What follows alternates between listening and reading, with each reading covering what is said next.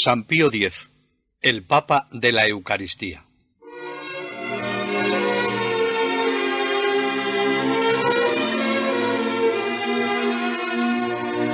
En su familia comenzó a vivir su fe y a forjar su personalidad.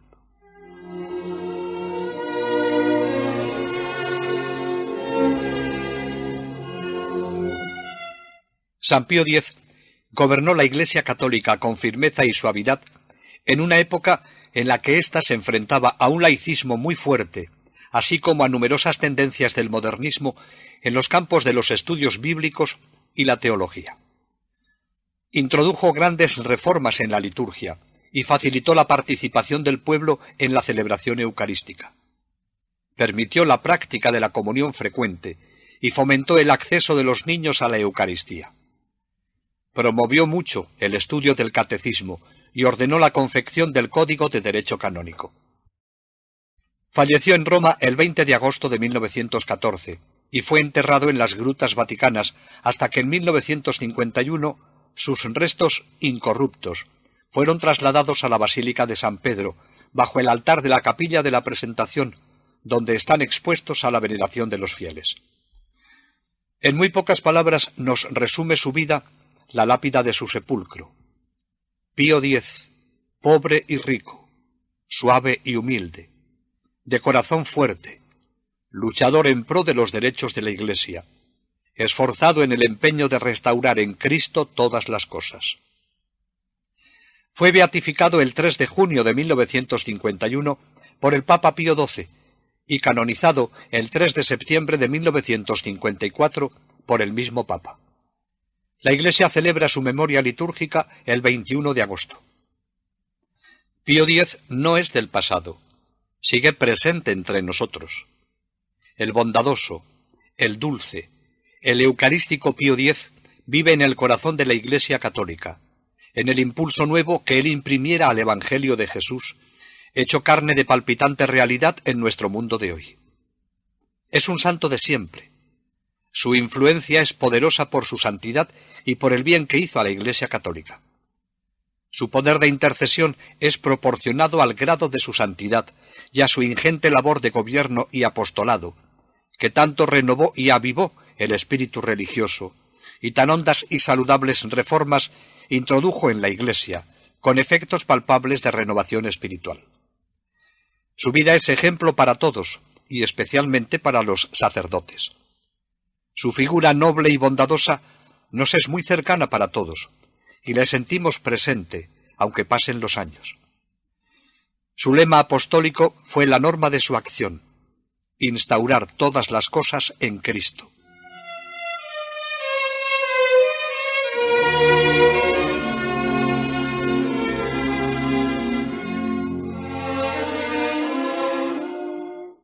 Todo nacimiento de un nuevo ser a la vida es motivo de gran alegría. El nacimiento del pequeño José Sarto colmó de gozo a sus padres. Este niño estaba llamado a ser el vicario de Cristo y desde pequeño tomó en serio la vocación al sacerdocio. El estilo de Dios suele repetirse. Se fija en lo pequeño, en lo humilde. Un pueblo pequeño, una familia muy sencilla, y en ella empezaría a vivir su fe y a forjar su personalidad. Riese, humilde aldea cerca de Venecia. Aquí, en Riese, vivía Juan Bautista Sarto, alguacil del ayuntamiento y a la vez cartero del pueblo. Su trabajo era sencillo: barrer la sala del concejo, convocar para las sesiones a los miembros del mismo, publicar los bandos oficiales, servir de recadista al alcalde, repartir la correspondencia. Total, un oficio sin mayores complicaciones, pero también con un sueldo muy escaso. Él no se paraba a pensar en las injusticias sociales y en la mala distribución de las riquezas. Sencillamente desempeñaba sus funciones de alguacil con espíritu cristiano y como perfecto ciudadano. Contrajo matrimonio el día 13 de febrero de 1833 con Margarita Sanson. Se amaban de todo corazón. Eran dos esposos cristianos, dos corazones sin mancha que en la silenciosa aceptación, día a día, de la voluntad de Dios, Sentían la responsabilidad de sus deberes sin envidiar a nadie. Pertenecían a esa clase de trabajadores recios y temerosos de Dios, que saben aceptar con paciencia y confianza las alegrías y sufrimientos que la vida les va deparando. Quizá esta fue la mejor preparación que el futuro Papa tuvo para su vida apostólica. Eran pobres, poseían una pobre casa, algún pedazo de tierra, una vaca y los brazos para santificar con el trabajo las privaciones y los sufrimientos de su pobreza honrada. Pero tenían algo mucho más importante que el dinero no puede dar: una fe viva y profunda que transmitían religiosamente, como una riqueza que había que conservar celosamente, a sus hijos, a medida que éstos venían a llenar de alegría el hogar. Además del oficio en el ayuntamiento, la pareja Sarto-Sanson trabajaba en el pequeño campo, y Margarita sabía de costura. Mientras los hijos no multiplicaron sus obligaciones, su trabajo en este oficio era una ayuda para cubrir las necesidades de la casa. En enero de 1834 nació en la casa del alguacil el primero de sus hijos, que bautizaron con el nombre de José. Pero duró poco, apenas 8 días, y el Señor se lo llevó al cielo. Fue la primera prueba dolorosa que tuvo que afrontar este cristiano matrimonio. En junio del año siguiente, esperaban con ilusión y al mismo tiempo con cierta inquietud un nuevo nacimiento. Con ferviente fe pedían a Dios, por mediación de la Virgen de Chéndrole, que les concediera un hijo sano y fuerte. El 2 de junio de 1835 nació el que siempre consideraron ya como el primogénito, y le llamaron José Melchor en memoria de sus abuelos. Al día siguiente fue bautizado en la iglesia parroquial de Riese. Le administró el sacramento del bautismo el sacerdote Pierpaolo Pellizzari. La familia Sarto fue creciendo. A José Melchor le siguió Ángel y después las 6 hermanas: Rosa, Teresa, María, Antonia, Lucía y Ana. A última hora llegó otro hermano que, como el primero, pronto voló al cielo. Así que en total tuvieron 10 hijos, aunque solo 8 sobrevivieron. El padre de esta numerosa familia, Juan Bautista Sarto, era un hombre de fe robusta. ¿Acaso en él pensaba su hijo Pío X, cuando ya Papa escribía: «Entre nosotros, los italianos, la fe es como un don de la naturaleza»? Oía misa todos los días. Por la noche, explicaba el catecismo a su familia y era él mismo quien dirigía con pausa y majestad sacerdotales la oración que clausuraba con broche de oro las faenas de la jornada. A nadie le hubiera extrañado escuchar de labios de este varón justo esta expresión tan común entonces entre las gentes venecianas. Cuando a un anciano o a una anciana le preguntaban por su edad, respondían con un deje de suave nostalgia: «Poco me falta para arribar a la mansión paternal», esto es, el cielo.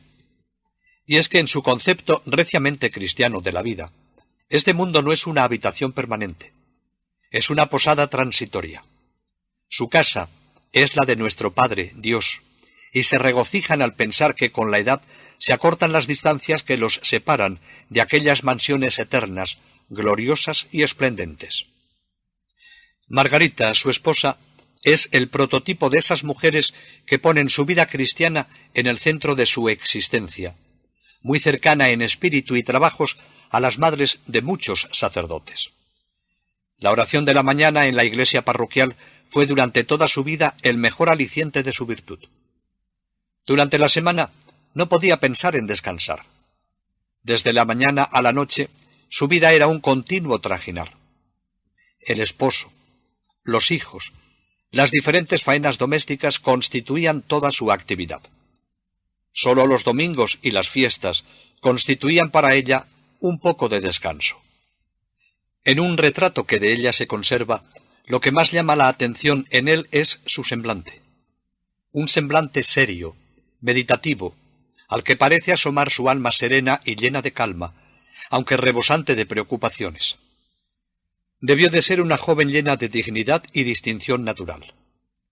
Tiene la nobleza de la fe, de aceptación del deber, de ternura familiar y de silencio, que vive ignorada para el mundo, pero muy presente para el corazón de Dios. Así era la madre del futuro Papa, y Pío X se le parecía mucho.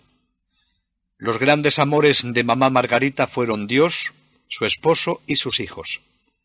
Sobre todo en sus hijos, centro de convergencia del doble amor a Dios y a su esposo, había concentrado las esencias más puras de su afecto maternal.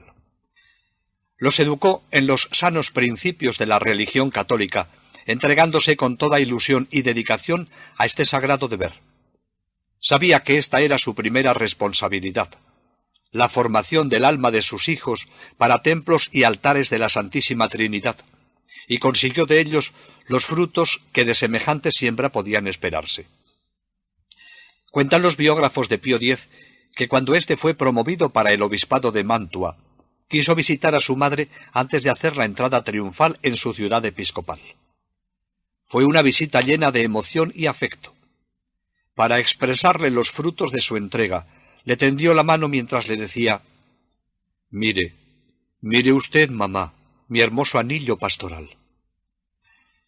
Su madre lo miró con afecto, pero de momento ninguna palabra salió de sus labios. Después de reflexionar un instante, al mismo tiempo que le enseñaba la alianza de plata que llevaba en sus dedos, le dijo: «Es verdad que es hermoso tu anillo, José, pero no lo llevarías si antes no hubiera tenido yo este otro». Respuesta de gran sabiduría, dicha con mucha humildad por esta mujer de pueblo. Desconocía la ciencia de los hombres, pero sabía la de Dios. Y en los principios de esta ciencia celestial encontró el secreto de aquella educación sólidamente cristiana que dio a la Iglesia un gran pontífice santo. Se sucedieron los años ininterrumpidamente, trayendo unos abundancia y bendición y otros desgracias y calamidades. En todo veía este matrimonio cristiano la voluntad de Dios, a quien querían amar sobre todas las cosas. El gobierno austríaco, que entonces dominaba en la región lombardo-veneta, hacía lo posible para aliviar las necesidades de los ciudadanos, pero sólo de mala gana se aceptaba lo ofrecido por manos extrañas. Un anhelo ardiente de libertad corría a todo lo largo del país. Se soñaba con las grandezas pasadas, y no podían tolerar que gentes extrañas fueran los dueños y señores, aunque en su interior no dejasen de reconocer la falta de corrupción y el buen orden que reinaba en la administración. Las sociedades secretas avivaban el fuego que latente ardía por diversos lugares, pero ellas mismas estaban desunidas entre sí.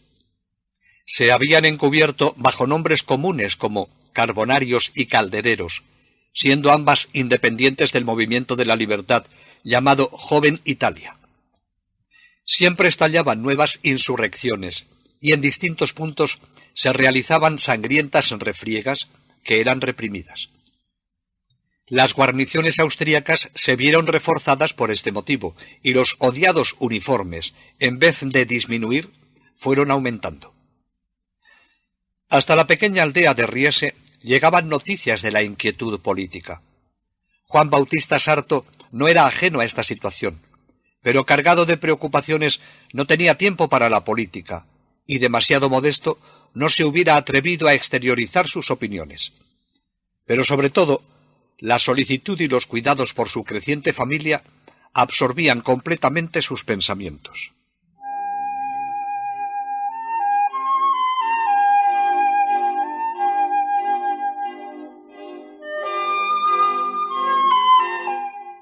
En esta familia y en este ambiente de fe serena, el pequeño José Sarto creció sano, desenvuelto, lleno de vida.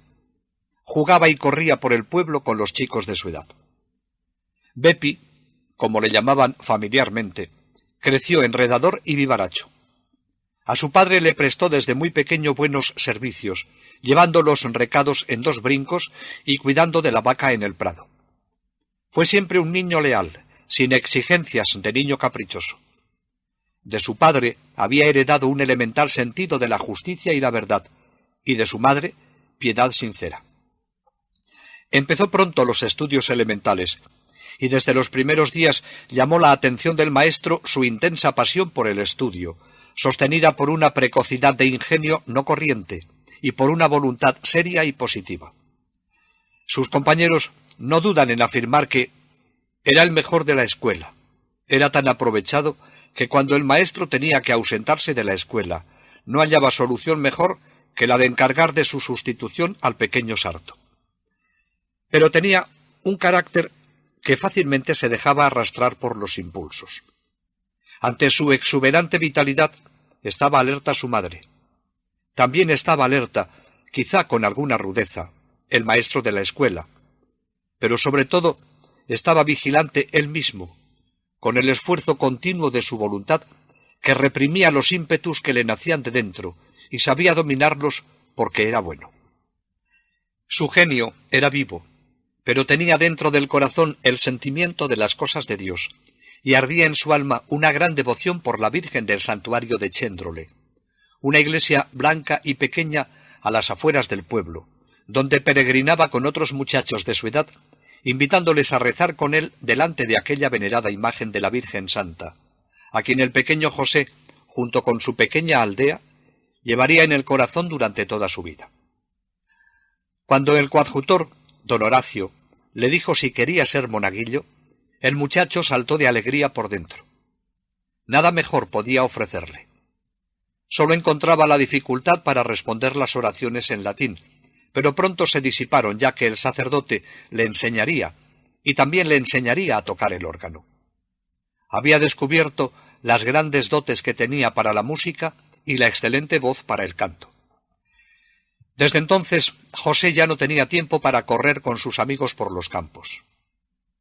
Apenas había tomado su polenta después de salir de la escuela, cuando ya salía corriendo a buscar el forraje o iba a llevar los recados que su padre le encomendaba. Luego se sentaba en la cocina y, tapándose con los dedos los oídos, aprendía tenaz e incansablemente el difícil texto latino de las oraciones ante las gradas, mientras los demás hermanos alborotaban por la casa. Otras veces corría a casa del maestro para iniciarse en los secretos del piano. Nunca había tenido el maestro un discípulo más ávido de aprender. Lo que aprendió muy pronto fueron las oraciones en latín para ayudar a misa. El día que por primera vez pudo ayudar a misa a don Tito Fusarini, sucesor del difunto párroco, sus mejillas ardían de fervor y sus ojos brillaban de felicidad. Había que verle portando el cirial o manejando el incensario. Revestido con su sotanilla encarnada, daba gloria contemplarle ayudando al santo sacrificio de la misa. Sus ojos castaños seguían al detalle las ceremonias del sacerdote. Era voz común en el pueblo que nunca entre los monaguillos de Riese había pasado por las gradas del altar uno que igualase en seriedad y compostura al diminuto José Sarto. Tan cuidadosamente desempeñaba su ministerio ante el altar, que el coadjutor le nombró jefe de los monaguillos, aunque no era ni mucho menos el mayor de ellos. El imberbe maestro de ceremonias dio muestras de hallarse a la altura de la situación. La serenidad de su carácter, la alegría y la agudeza de su ingenio, unidos a un proceder enérgico, le alcanzaron entre los suyos una autoridad indiscutible. Su párroco, don Tito Fusarini, que veía su diligencia por aprender a ayudar a misa, su puntualidad en asistir como monaguillo a las funciones sagradas de la parroquia, y su fidelidad a las explicaciones del catecismo, en cuyo estudio sobresalía entre todos sus compañeros, lo quería más que a los demás niños del pueblo, y lo quería aún más porque le había impresionado su inteligencia extraordinariamente despierta, cualidad ya descubierta por su maestro y por sus compañeros de escuela. Estaba un día don Tito explicando a los niños la doctrina cristiana, y para reclamar su atención les dijo: «Regalaré una manzana a quien sepa decirme dónde está Dios». Entonces José Sarto se levantó con su acostumbrada vivacidad y respondió enseguida: «Y yo le regalaré 2 si sabe indicarme dónde no está Dios». Esta respuesta tan rápida y tan real dejó sin palabras a don Fusarini, de modo que cada vez que hablaba con sus feligreses del hijo del alguacil, con íntima satisfacción decía: «No sabéis lo que vale el pequeño sarto. Tiene una inteligencia que es un encanto».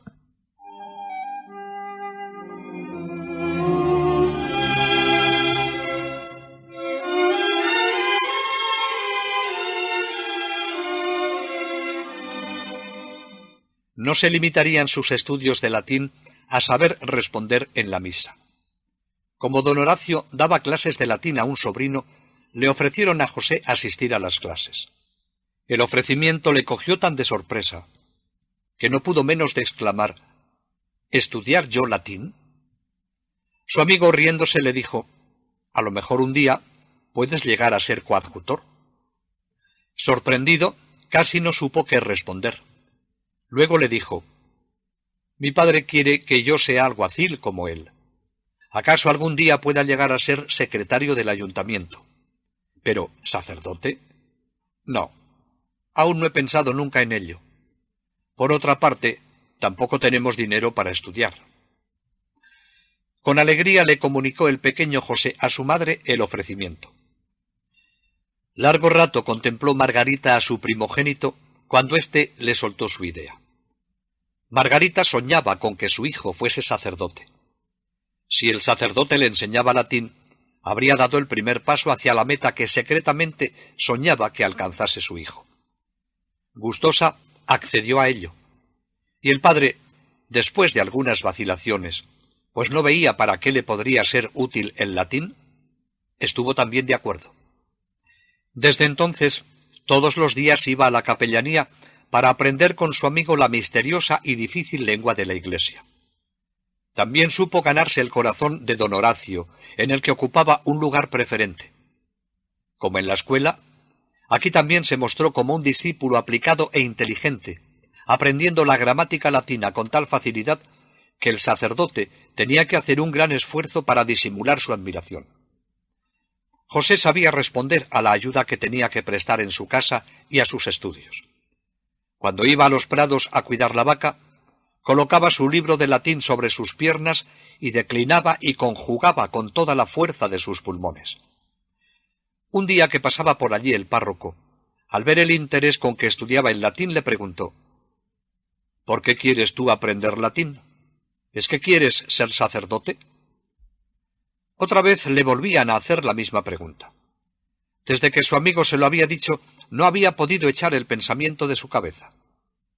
Se atrevió a preguntar al párroco si se lo decía en serio, a lo que le contestó afirmativamente, pero le tranquilizó diciéndole que sería lo que Dios quisiera.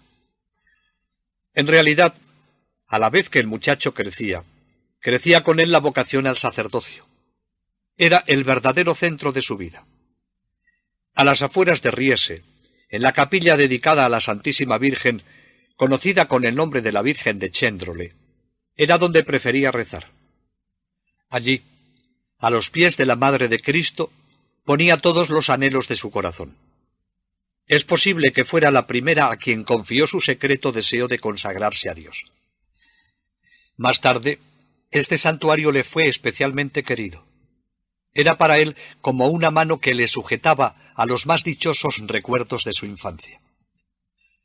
En estos días, José sufrió una gran pérdida. El coadjutor don Horacio fue trasladado a Casabarga. José pensó que se terminaban las clases de latín. Poco después de Navidad llegó otro sacerdote a la rectoría. Parecía más grave y reposado que su predecesor. Pero la gente de Riese comprobó bien pronto que el nuevo coadjutor, don Pedro Jacuzzi, era un sacerdote piadoso con un corazón bueno y caritativo. Además cantaba muy bien y tocaba el órgano con verdadera maestría. Don Pedro trabó amistad formal con José. Iban a entenderse como dos buenos amigos. A pesar de su serio y digno porte, poseía don Jacuzzi un alegre corazón. Solía condimentar la enseñanza con algún chiste inocente. La simpatía alborotadora del pequeño sarto sería el resorte más eficaz que don Pedro manejaría para tener a raya a la gente menuda de Riese. Bajo la guía de don Jacuzzi, reanudó José el estudio de latín. En otoño comenzó la instrucción religiosa sobre la confesión, que sería antes de la Navidad. Don Fusarini hablaba tan sentidamente acerca de la misericordia de Dios y la ingratitud del pecado, que José no le quitaba ojo. Recordaba sus pequeñas travesuras y hacía propósito firme de evitar todo lo que pudiera desagradar a Jesús. Cuando llegó el día, se acercó arrepentido a decirle con sencillez y humildad todas sus faltas. La gracia del sacramento produjo sus maravillosos efectos. Jamás José había estado tan contento como ahora al abandonar la iglesia después de haber cumplido la penitencia y de haber dado gracias a Dios. Experimentaba lo admirable que es llevar la paz de Dios en el alma. A partir de la primera confesión, empezó a notarse algo extraño en la manera de ser del muchacho.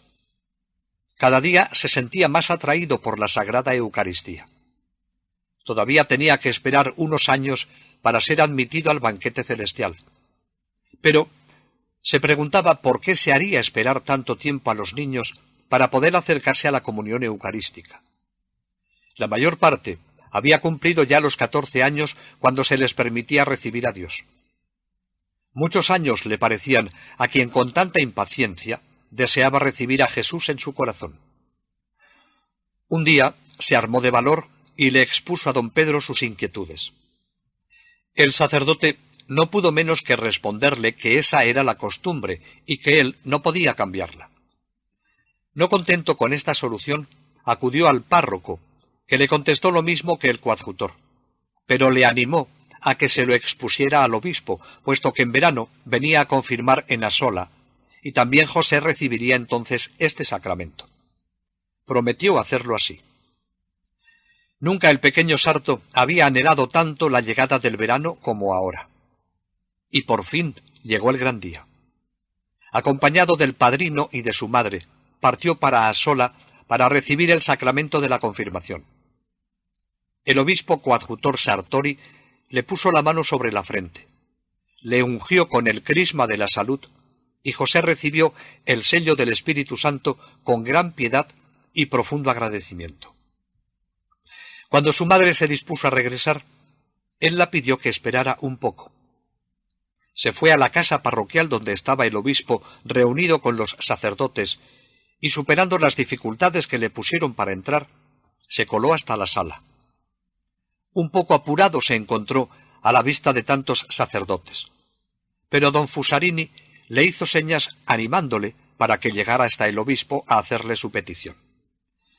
Amablemente le preguntó el señor obispo qué quería, y él con toda sencillez le dijo: «Quisiera saber, señor obispo, ¿por qué tienen que esperar tanto tiempo los niños para recibir la primera comunión?» «¿Cuántos años tienes tú?», le preguntó monseñor Sartori. 11. «Entonces, aún no tienes suficiente comprensión para poder recibir el más alto de todos los sacramentos». «Yo sé», contestó el muchacho, «que el Divino Salvador está realmente presente en la Santa Hostia y que quiere venir a mi corazón. ¿Sabe usted algo más, señor obispo?». Pensativo dejó al señor obispo la pregunta de este muchacho, y no pudo menos de reconocer que quizá tendría razón. Al preguntar a los sacerdotes quién era este pequeño, don Fusarini se encargó de informarle que era el hijo de nuestro cartero comunal, y que sabía ya un montón de latín porque quería ser sacerdote.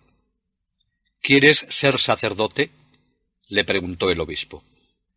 Al contestar un poco apurado que sí, le dijo el obispo: «Pues mira, algún día cuando pase el tiempo y llegues a ser papa, entonces podrás cambiarlo». Esto, dicho así para salir del paso, se cumpliría con el tiempo. Pero el pequeño no se conformaba con esta contestación y todavía solicitó: «¿No puede usted dispensarme un año o dos?».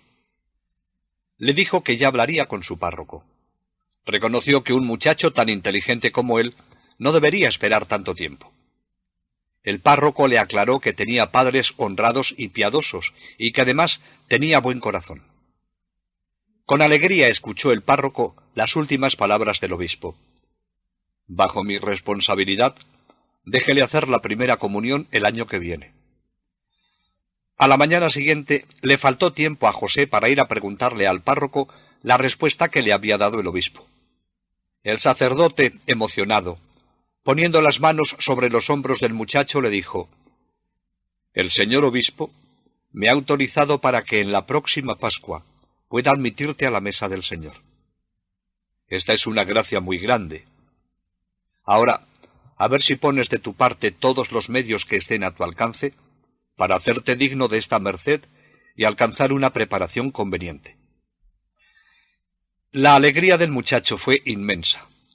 Vivamente emocionado, cogió la mano del sacerdote, la apretó entre las suyas y salió precipitadamente de allí sin haber podido decir una sola palabra. Grandes eran sus deseos de comenzar la preparación para la primera comunión. Por fin llegó la Navidad y con ella el comienzo de la instrucción. El coadjutor, don Pedro, era el que daba la primera enseñanza a los niños y lo hacía con una piedad tan profunda que los jóvenes corazones ponían gran empeño en hacerse dignos de tan gran día. Ninguno tomaba la preparación tan en serio como el hijo del alguacil municipal. No perdía nada de lo que el sacerdote les enseñaba. En casa ponía todo su empeño en evitar la más pequeña falta, y no era fácil conservar la paciencia con tantos hermanos que le reclamaban para todo. Muchas veces no era fácil dominarse. Su más valiosa ayuda la hallaba en su madre, quien por la noche, cuando los pequeños ya dormían, conversaba con él, y sus piadosos y tiernos consejos quedaban impresos para siempre en lo más profundo de su corazón. Otros días era su padre quien, al terminar la jornada de trabajo, se lo llevaba consigo a Chéndrole para recomendar a su primogénito el amor especial a la Madre de Dios ante el gran día que se acercaba. Durante el camino rezaban siempre el rosario. Juan Bautista no era hombre de muchas palabras, pero las que le dictaba su bondadoso corazón paternal quedaban grabadas para toda la vida en la memoria de su hijo. Las últimas clases de preparación las daba el párroco mismo, don Fusarini.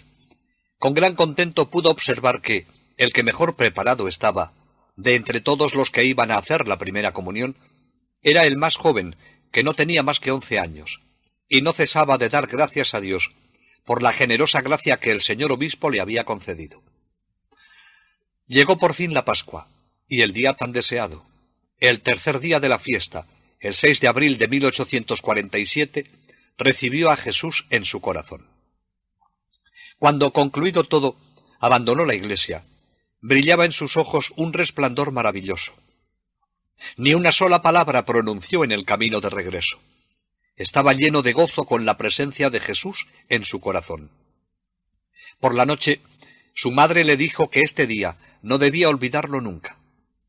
«Si permaneces fiel a Jesús», le decía, «serás siempre feliz, ocurra lo que ocurra en la vida». Luego sacó un diminuto paquete y, quitando la envoltura, le presentó un reloj de bolsillo. Eran pobres, pero quisieron los padres que tuviera un recuerdo de ellos de su primera comunión. En aquel día tan hermoso y en aquella intimidad con su madre, le quiso hacer su confidencia. «Quisiera ser sacerdote. En la Santa Comunión he comprendido bien, esta mañana, que el Salvador me llama para ser su ministro». Era lo que su madre quería para su hijo, y era el mejor regalo que Dios podía hacerle. Emocionada le abrazó. Era la mejor aprobación. El muchacho, que conocía la situación de su casa, expuso con cierta pena: «Pero nosotros somos pobres, mamá». Su madre, que tenía plena confianza en Dios, le contestó: «No importa, Dios es rico. Él proveerá».